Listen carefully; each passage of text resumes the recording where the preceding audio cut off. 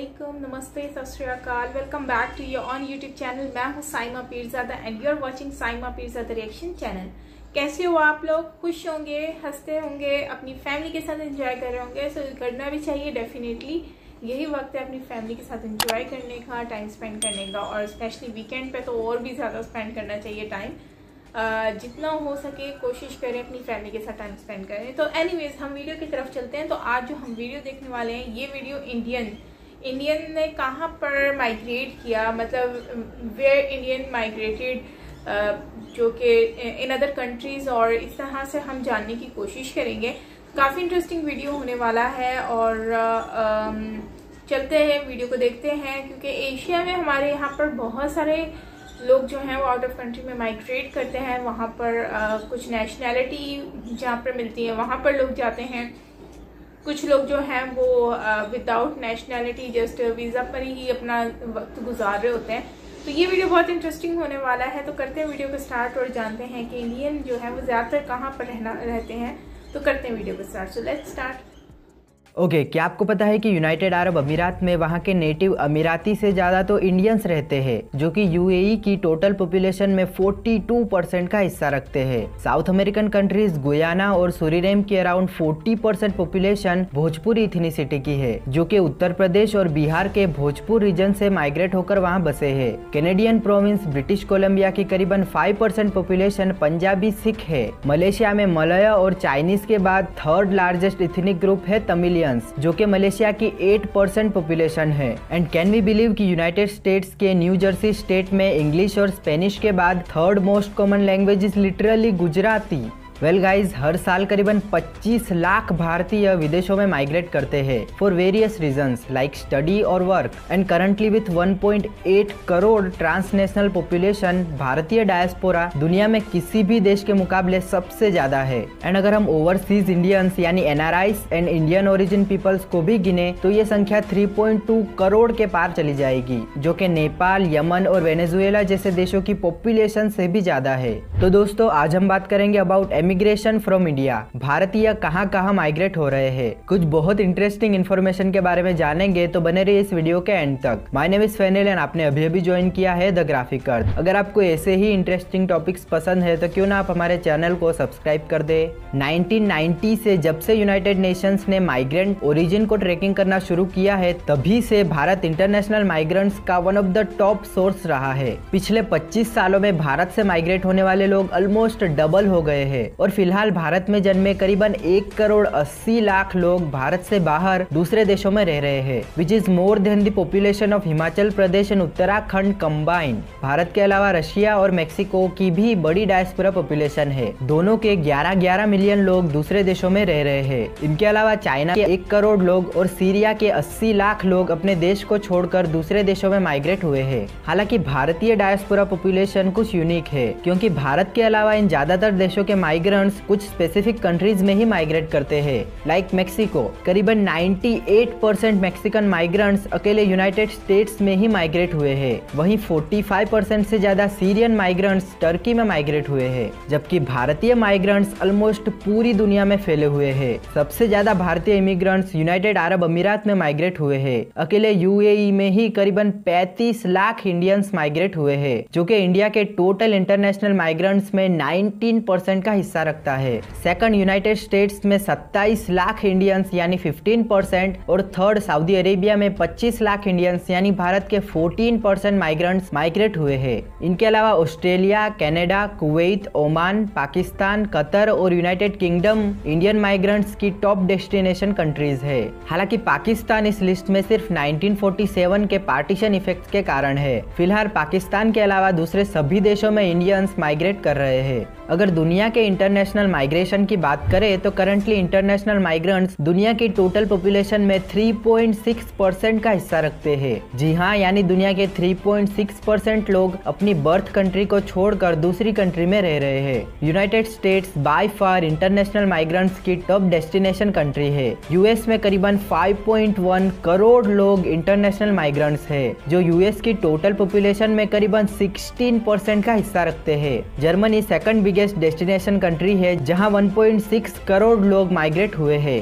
वहीं Saudi Arabia में 1.3 करोड़ लोग, रशिया में 1.2 करोड़ लोग और यूनाइटेड किंगडम में 90 लाख इंटरनेशनल माइग्रेंट्स आकर बसे हैं। अब दोस्तों भारत के करीबन 1.8 करोड़ लोग दूसरे देशों में हैं और उनमें से ज्यादातर काम के लिए ही माइग्रेट हुए हैं, तो ऑब्वियसली वो अपने परिवार को यहाँ पैसे भेजते हैं। भारत दुनिया में सबसे ज्यादा इंटरनेशनल रेमिटेंस रिसीव करता है। अकॉर्डिंग टू वर्ल्ड बैंक 2021 में भारतीय डायस्पोरा पॉपुलेशन ने भारत में करीबन 87 बिलियन $US भेजे हैं। ये रकम श्रीलंका की टोटल GDP से भी ज्यादा है। भारत अपना करीबन 60% रेमिटेंस GCC की 6 कंट्रीज से ही रिसीव करता है। GCC में सऊदी अरेबिया, यूनाइटेड अरब अमीरात, ओमान, कतर, कुवैत और बहरीन ये 6 देश आते हैं और यही बड़ी संख्या में भारतीय लेबर्स काम करते हैं।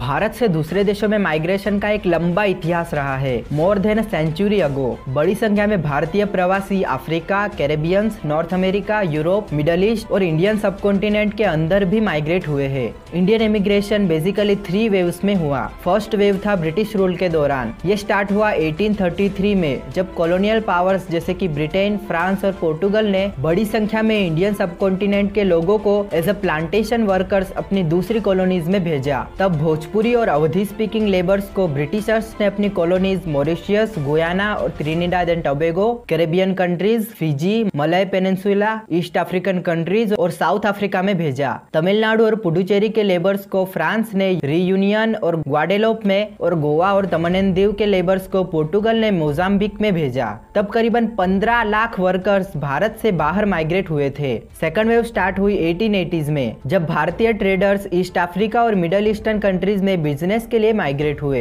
गुजराती और Sindhi traders Arabian peninsula, Aden, Oman, Dubai, South Africa और ईस्ट अफ्रीकन कंट्रीज में माइग्रेट हुए। इसी के साथ पंजाबी, राजस्थानी, बलोची, सिंधी और कश्मीरी कैमल ड्राइवर्स ऑस्ट्रेलिया भेजे गए। 1970s के करीब मिडल ईस्ट में मैसिव ऑयल की खोज हुई और तब बड़ी संख्या में low skilled workers Middle eastern countries में माइग्रेट हुए। 1960s और 1970s के बाद थर्ड वेव स्टार्ट हुई जो फिलहाल भी चल रही है, जहां बड़ी संख्या में high skilled Indians North America और यूरोपियन कंट्रीज में माइग्रेट हो रहे हैं। चलिए अब थोड़ा कंट्री और Indian states wise international migration की बात करते हैं और यहाँ है map about estimated distribution of Indian descendant peoples around the world. हम देख सकते हैं कि मोर देन 70% कंट्रीज में एटलीस्ट 1000 इंडियंस मौजूद है। सबसे पहले बात करते हैं अफ्रीका के इकलौते हिंदू मेजोरिटी कंट्री मॉरिशस की। मॉरिशस की करीबन 65% पॉपुलेशन इंडियन ओरिजिन की है, जिन्हें इंडो मॉरिशियन कहा जाता है। नवंबर 1810 में मॉरिशस ब्रिटेन के कब्जे में आया। उसके बाद 1834 से 1920 के बीच करीबन 7 लाख से ज्यादा इंडियन वर्कर्स को ब्रिटिशर्स द्वारा मॉरिशस भेजा गया। इनमें से ज्यादातर उत्तर प्रदेश और बिहार के भोजपुर रीजन से थे। इनके अलावा तमिल, तेलुगु और मराठी वर्कर्स को भी मॉरिशस में भेजा गया। ब्रिटिश रूल के दौरान ही बड़ी संख्या में गुजराती और सिंधी ट्रेडर्स और बिजनेसमैन भी मॉरिशस में माइग्रेट हुए थे और आज करंटली ऑलमोस्ट 2/3 मॉरिशियन पॉपुलेशन इन्हीं माइग्रेंट्स की पीढ़ी के लोग हैं। ऑलमोस्ट सभी इंडो मॉरिशियन लोग मॉरिशियन क्रियोल लैंग्वेज ही बोलते हैं और स्मॉलर अमाउंट में कुछ लोग उनकी एंसेस्ट्रल लैंग्वेज भोजपुरी, तमिल, हिंदी, तेलुगु, मराठी और गुजराती भी बोलते हैं। मॉरिशस जैसा ही केस साउथ अफ्रीका के साथ भी है। करंटली साउथ अफ्रीका की 2.5% पॉपुलेशन इंडियन डिसेंडेंट की है, जो ब्रिटिश रूल के दौरान south African province KwaZulu natal में शुगर केन प्लांटेशन वर्कर्स के तौर पर आए थे और फिलहाल ज्यादातर south African Indians Durban city में रहते हैं। डरबन सिटी की करीबन 24% पॉपुलेशन इंडियंस की ही है, जिससे डरबन भारत के बाहर लार्जेस्ट इंडियन सिटी है। करंटली ज्यादातर younger south African Indians English और अफ्रीकन लैंग्वेज जुलू ही बोलते हैं, लेकिन कुछ ओल्डर जनरेशन के लोग तमिल, भोजपुरी, अवधी, मराठी, गुजराती, ओडिया, तेलुगु, हिंदी और उर्दू भी बोलते हैं। और उसी तरह east African countries Kenya, Uganda, Tanzania, Mozambique और माडागास्कर में भी यूरोपियन कॉलोनियल टाइम में ही इंडियंस का माइग्रेशन हुआ है। करंटली ईस्ट अफ्रीकन कंट्रीज में करीबन 20 लाख लोग इंडियन डिसेंडेंट के हैं। उनमें से ज्यादातर गुजराती, पंजाबी और मराठी एंसेस्ट्री के हैं, जो इन देशों के बिजनेस सेक्टर में लीडिंग रोल प्ले करते हैं और कई देशों की इकोनॉमी को भी डोमिनेट करते हैं। Okay, let's move towards Asia. वैसे इंडिया का साउथ ईस्ट एशिया से हिस्टोरिकल कनेक्शन रहा है फ्रॉम वेरियस डायनेस्टीज, लेकिन ज्यादातर इंडियंस का यहाँ कॉलोनियल पीरियड में ही माइग्रेशन हुआ है। मलेशिया की बात करें तो यहाँ one of the largest overseas Indians और ओवरसीज चाइनीज पॉपुलेशन रहती है। मलेशिया में रह रहे ज्यादातर इंडियंस ब्रिटिश रूल के दौरान as a plantation workers migrate हुए थे। फिलहाल मलेशिया की 8% पॉपुलेशन इंडियंस की है और राजधानी कुआलालंपुर में तो 10% से ज्यादा पॉपुलेशन इंडियन डिसेंडेंट की ही है। मलेशिया के 85% इंडियंस तमिल स्पीकिंग है जो तमिलनाडु से माइग्रेट हुए थे। फिलहाल मलेशियन इंडियंस वहाँ के one of the richest ethnic groups है जो एवरेज नेटिव मलय कम्युनिटी से 27% ज्यादा पर कैपिटा इनकम रखते हैं। अगर बात करें इंडोनेशिया की तो वहाँ सेंचुरीज से इंडियंस रह रहे हैं, श्री विजया और मजापहित एम्पायर के टाइम से, इसीलिए यहाँ हिंदुइज्म का हैवी इन्फ्लुएंस रहा है। और फिलहाल इंडोनेशियन प्रोविंस बाली की 87% पॉपुलेशन हिंदुइज्म को फॉलो करती है। 19th सेंचुरी में इंडोनेशिया डच कॉलोनी था, तब बड़ी संख्या में साउथ इंडियन लेबरर्स सुमात्रा के मेडान में माइग्रेट हुए थे एज अ प्लांटेशन वर्कर्स। और फिलहाल इंडोनेशिया में 1,25,000 इंडियन एंसेस्ट्री के लोग और 25,000 NRIs रहते हैं, जिनमें से 75% तमिलियंस ही है और बचे हुए पंजाबी, ओडिया और सिंधी कम्युनिटी है। दोस्तों इसी तरह फिलीपींस, जापान, सिंगापुर, नेपाल और म्यांमार में भी लार्ज इंडियन कम्युनिटी रहती है। एशिया के अलावा कैरेबियन कंट्रीज में भी लार्ज इंडियन ओरिजिन पीपल्स रहते हैं। 1838 टू 1917 के बीच फॉर्मल ब्रिटिश इंडिया से करीबन 500,000 लोग कैरेबियन रीजन में शुगर केन प्लांटेशन के लिए लेबर्स के तौर पर माइग्रेट हुए थे। फिलहाल इंग्लिश स्पीकिंग कैरेबियन कंट्रीज और डच स्पीकिंग सूरीनेम में रह रहे मेजोरिटी इंडियन ओरिजिन लोग भोजपुर रीजन, जिसमें eastern Uttar Pradesh, western Bihar, north western Jharkhand और उत्तर प्रदेश के अवध रीजन से माइग्रेट हुए थे।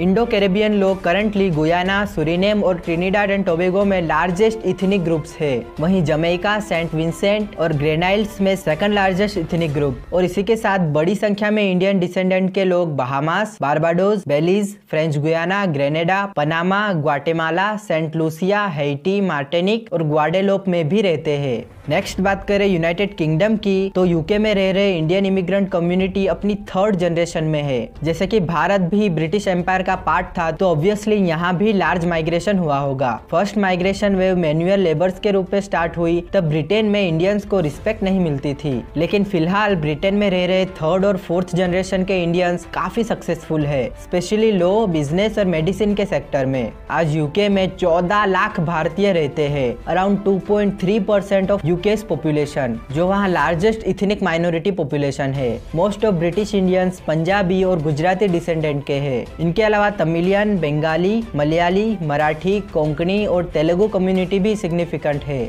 यूके के ज्यादातर Indians London, the Midlands, north West Yorkshire और साउथ ईस्ट में सेटल हुए हैं। नॉर्थ अमेरिका की बात करें तो अकॉर्डिंग टू 2016 सेंसस कनाडा में करीबन 15 लाख लोग इंडियन डिसेंडेंट के हैं, जो कनाडा की 4% पॉपुलेशन है। कनाडा में इंडियंस का सबसे पहला सेटलमेंट 1897 में शुरू हुआ, जब इंडियन आर्मी के सोल्जर्स क्वीन विक्टोरिया की डायमंड जुबली सेलिब्रेशन में गए थे। तब उनमें से कुछ Punjabi soldiers British Columbia province में ही रुक गए थे, सो वहाँ पंजाबी कम्युनिटी करीबन 120 सालों से रह रही है। आज ब्रिटिश कोलंबिया की 5% पॉपुलेशन इंडियन पंजाबी इथनिसिटी की है। India to Canada migration continuously हो रहा है। हर साल करीबन 85,000 प्लस इंडियंस कनाडा में परमानेंट रेसिडेंट बन रहे हैं। इसी के साथ हर साल करीबन 2 लाख से भी ज्यादा भारतीय स्टूडेंट्स कनाडा में स्टडी के लिए माइग्रेट हो रहे हैं। ज्यादातर करीबन 70% कैनेडियन इंडियंस ग्रेटर टोरंटो और वैंकूवर में ही रहते हैं। कनाडा में पंजाबीज के अलावा गुजराती, मलयालीस और तमिलियंस भी बड़ी मात्रा में माइग्रेट कर रहे हैं।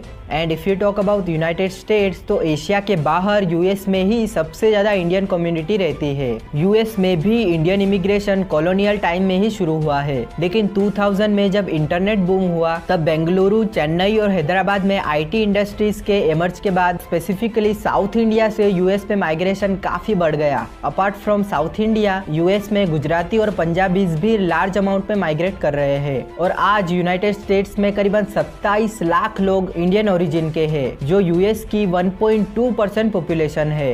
यूएस के 80% से ज्यादा H1B वीजा धारक भारतीय ही है। करंटली इंडियन अमेरिकन अमेरिका के रिचेस्ट इमिग्रेंट ग्रुप है, जो एवरेज अमेरिकन से लगभग 2 गुना ज्यादा कमाते हैं। हालांकि इंडियंस ऑलमोस्ट पूरे यूनाइटेड स्टेट्स में फैले हैं, लेकिन most of Indians metropolitan areas New York city, Washington DC, Detroit, Boston, Philadelphia, Atlanta, Chicago, Dallas, Houston, Los Angeles और सैन फ्रांसिस्को में कंसंट्रेटेड है। सिमिलरली ओशिनियन कंट्रीज ऑस्ट्रेलिया, न्यूजीलैंड और फिजी भी ब्रिटिश कॉलोनीज रह चुकी है, इसलिए यहाँ भी इंडियन का माइग्रेशन हुआ है। एंड लास्टली बात करते हैं largest source of international remittance in India, Persian gulf countries. 1970s के ऑयल बूम के बाद स्पेसिफिकली केरला से बड़ी संख्या में इंडियंस मिडिल ईस्ट के major urban centres Dubai, Abu Dhabi, Doha और मनामा में माइग्रेट होना स्टार्ट हुए। करंटली करीबन 2 करोड़ NRIs GCC कंट्रीज में रह रहे हैं। UAE की मेजोरिटी 42% पॉपुलेशन इंडियंस ही है, जिनमें से ज्यादातर केरला, तमिलनाडु, उत्तर प्रदेश, ओडिशा, कर्नाटका और गोवा से माइग्रेट हुए हैं। इसके अलावा कतर, बहरीन, कुवैत और ओमान में भी मेजोरिटी इंडियंस ही है। हालांकि इनमें से किसी के पास भी वहाँ की सिटीजनशिप नहीं है।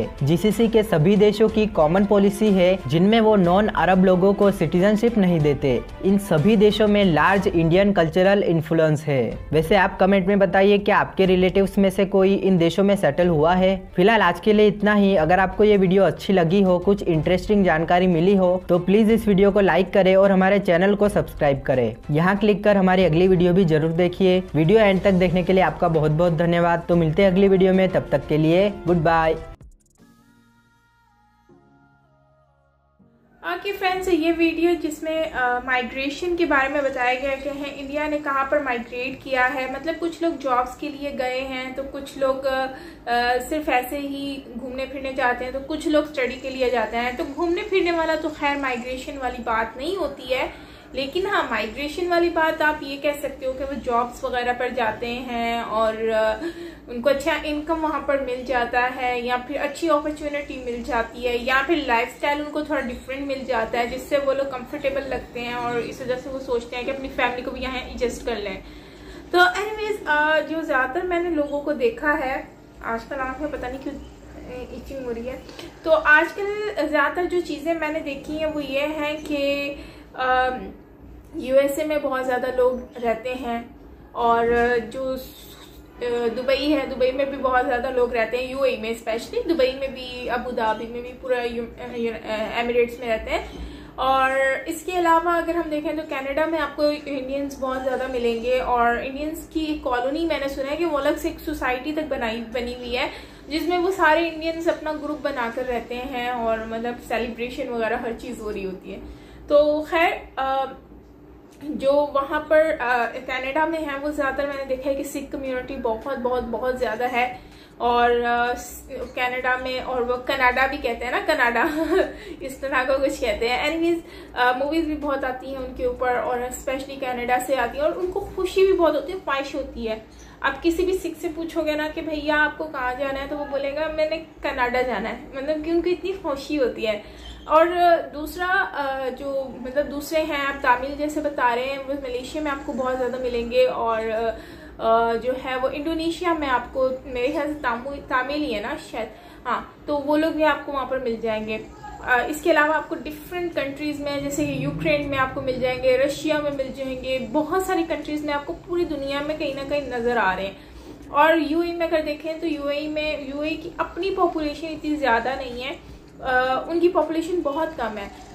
वहाँ पर अगर हम जाते हैं तो हमें यही फील होता है कि हम अरबिक कंट्री में नहीं है, बल्कि हम अपनी ही कोई कंट्री में घूम फिर रहे हैं। क्यों? सिर्फ इंफ्रास्ट्रक्चर बिल्कुल डिफरेंट होता है। अगर हम वैसे ही पब्लिक के हिसाब से देखें तो वहाँ पर लैंग्वेज भी ज़्यादातर यही यूज़ होती है, हिंदी यूज़ होती है, उर्दू यूज़ होती है, एंड इंग्लिश यूज़ होती है। मोस्टली वहाँ पर जो लैंग्वेज है वो होती है यूज़ हिंदी या उर्दू यूज़ होती है। तो जहाँ नीड होती है फिर वहाँ पर वो इंग्लिश भी बोलते हैं। लेकिन वहाँ पर अगर पॉपुलेशन की बात की जाए तो इंडियन पॉपुलेशन बहुत ज़्यादा है, फिर पाकिस्तानी पॉपुलेशन बहुत ज़्यादा है वहाँ पर, और फिर वहाँ पर अगर हम देखें तो फिर दूसरी कंट्रीज़ के भी लोग आ जाते हैं। मोस्टली वहाँ पर आपको एशियन कंट्री के बहुत लोग मिलेंगे, बांग्लादेशी, इंडियंस, पाकिस्तानी, और अफगानिस्तान के भी हैं लेकिन इतने ज़्यादा नहीं, और ईरान के भी होंगे लेकिन इतने ज़्यादा नहीं है। मैंने जितने देखे हैं वो इंडियन बहुत ज़्यादा देखे हैं। आपको रेस्टोरेंट्स में मिल जाते हैं, बहुत सारी जगहों पर मिल जाते हैं। और इसके अलावा मुझे लगता है कि कामयाबी का इनका राज भी यही है कि ये लोग काम बहुत करते हैं, मेहनत करते हैं, और अपने काम के साथ सिंसियर हैं, जिसकी वजह से ये लोग कामयाब भी होते हैं। और दूसरा, ये लोग कोशिश ये करते हैं कि जब ये सेटल हो जाते हैं तो इनकी ख्वाहिश ये होती है कि ये अपनी फैमिली को भी सेटल कर लें अपने साथ और यहीं पर ही वो स्टे कर लें। क्योंकि अगर आप अरब कंट्री के अलावा देखें तो आप लोगों को वीज़ा वगैरह भी मिल जाते हैं, वहाँ पर वीज़े के अलावा परमानेंट मतलब नेशनैलिटी मिल जाती है, तो ये उनके लिए बहुत अच्छा बेनिफिट हो जाता है। और आप अरब कंट्री में बेसिकली ये होता है कि आपको नेशनैलिटी वगैरह नहीं मिलती है। लेकिन मैं कहूँगी कि वो जितने भी बाहर रहते हैं वो लोग अपनी कंट्री में पैसे भेजते हैं, इससे भारत की इकोनॉमी बहुत बूस्ट करती है, उन लोगों को बहुत फ़ायदा होता है। जाहिर सी बात है आउट ऑफ कंट्री से आपको पैसा आ रहा है, आपका जा नहीं रहा, तो ये प्लस